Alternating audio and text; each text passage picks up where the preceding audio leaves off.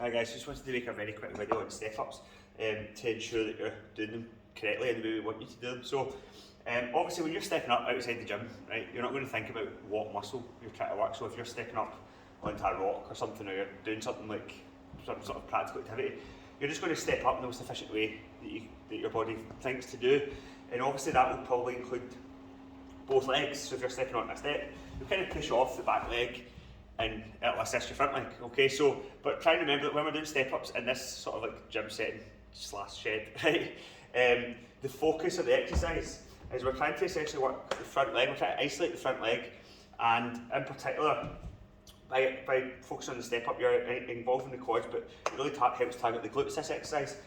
So in order for it to be done properly, I want you to try and consciously think of what you're trying to achieve from the exercise, which is to work the front leg and isolating the glutes a wee bit. So when you're doing the step up, it's quite common, I see it quite a lot in the class the last time we did this, to push off, a lot of folk are sort of pushing off the back leg to get started, which is natural, that's the most efficient way to perform the movement, but it's not the best way to target the front leg and the glute, which is the whole point of why we're doing it. So I want you to really think about, like, before you start, like, lean into the front leg, almost load up the front leg, okay, and make sure that you initiate the movement, not by sort of like bending this knee and pushing off this calf and this quad, but by just pushing down into the table with the front leg, and you'll really feel a significant difference in terms of the effectiveness of the exercise. We did this years ago, like we're talking 5 years ago, we called it a dead stop step up, whereby the step was even lower than this, and we asked you to really think about almost going in slow motion. We used a cue to peel your foot off the floor before you step up, and it was a very slow movement. We're focusing on load at the moment though, in terms of we want to get a bit of load through the muscle, so that's why we're doing a weighted version. But I want you to really consciously also think about making sure that the front leg is the one that's getting loaded up.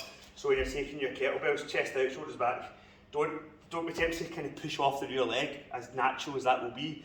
So try and load up the front leg before you step, and by pushing hip back slightly, you actually feel the glute muscle sort of tension up a wee bit before you push up, okay? Slowly go down, and then instead of just pushing back up again, stop, lean in, push it up, and really try and target that front leg, okay? So push down into the table. So try and really focus on pushing down into the table with the front leg, much more so than the rear leg. So take your time, control it. You can go up fast by all means, but only once you're happy that you're pushing, driving up through the front leg, controlling the way down, and then again push down into the table with the front foot.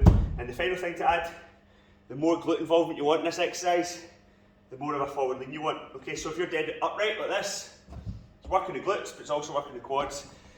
The more of a hinge at your hips, like this, you're going to bring in the glute, you're lengthening the hamstring and the glute a bit more.